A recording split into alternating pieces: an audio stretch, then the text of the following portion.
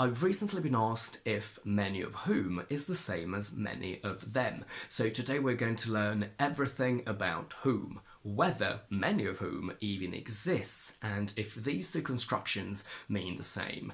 This is Sam, and welcome to Logic. First of all, if you've been speaking English for a while, you will have noticed that whom is not common at all. It's extremely formal and we never really use it in spoken English, and it's so old-fashioned and sophisticated that it's hardly ever used in formal written English too. Using it in spoken English is very jarring, and it's always replaced by who or that. However, there are some cases where we must use whom.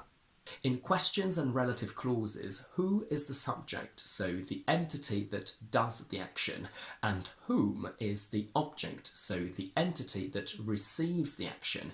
In the first sentence, we can only use who because we're asking about the entity that did the action of helping you, and we can't use whom. In the second sentence, the entity that did the action is you, so we're asking about the entity that received it.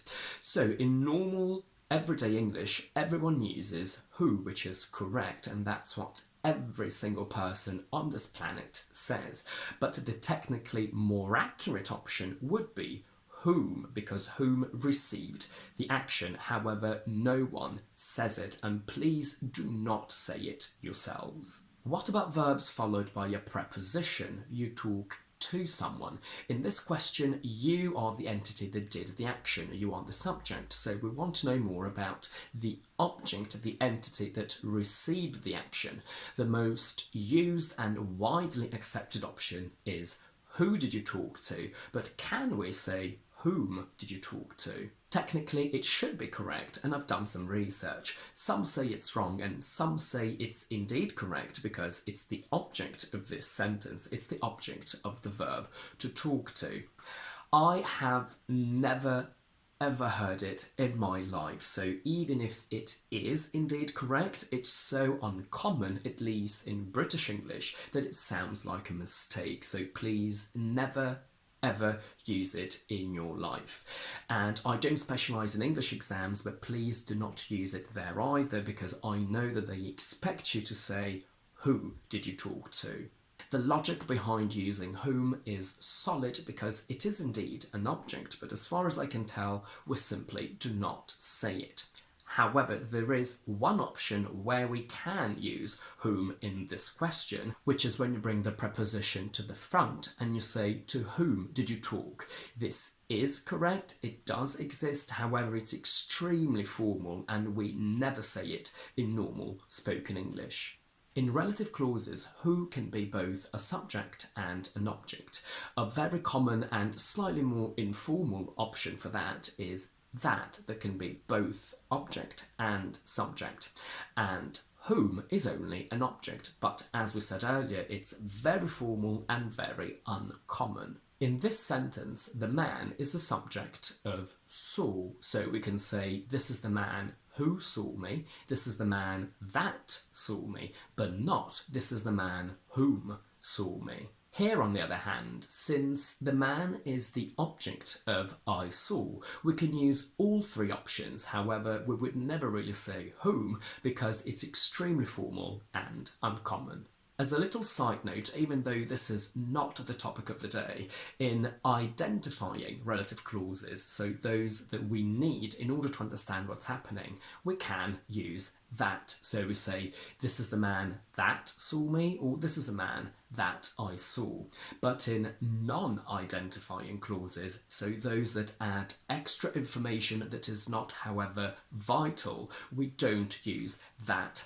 It might be technically correct, but it's so uncommon that it sounds wrong. We would never say, this is Tom that lives next door. We would only say, this is Tom who lives next door.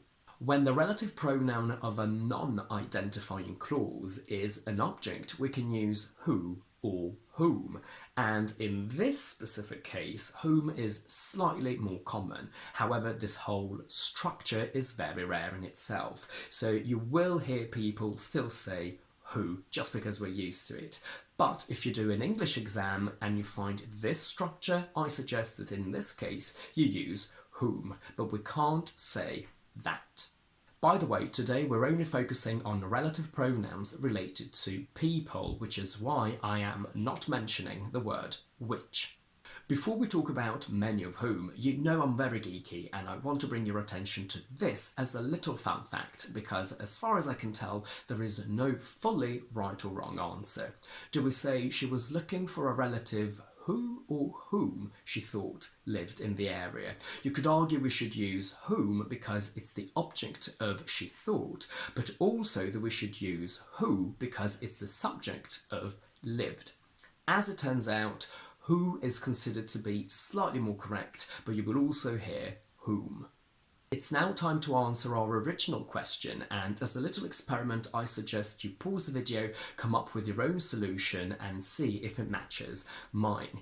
In this case we need a relative pronoun that is the subject of the verb that it introduces. So what do we say?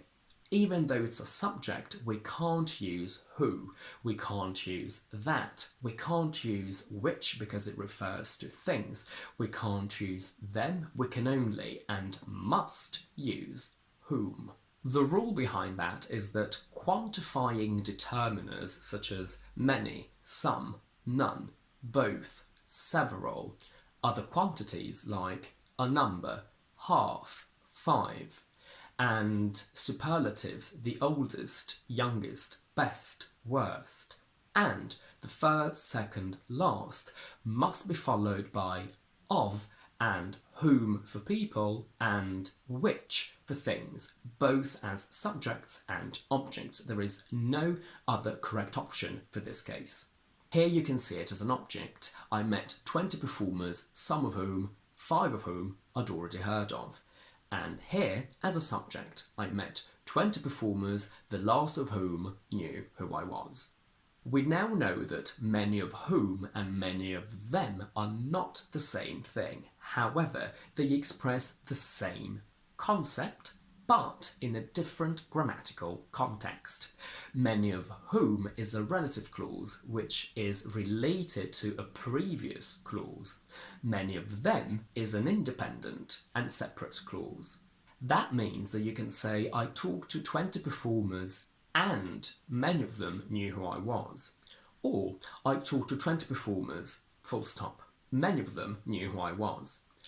Or you can transform many of them into many of whom by saying, I talked to 20 performers, many of whom knew who I was. In normal spoken English, we actually tend to say, I talked to 20 performers and many of them knew who I was. But it's not ridiculous to say many of whom. In fact, it's actually nicer. The same applies to objects. You can say, I met 20 performers and I'd already heard of many of them. Or I met 20 performers, many of whom I'd already heard of. And it doesn't just work with the word many. You can say I met 20 performers, the oldest of whom knew who I was, or I met 20 performers and the oldest one knew who I was. And that's it for today. If you like this video, please don't forget to give it a thumbs up and to subscribe to my channel down below. And do let me know in the comments if you have any questions or observations about this topic. In the meantime, I will see you next Tuesday with another explanation video.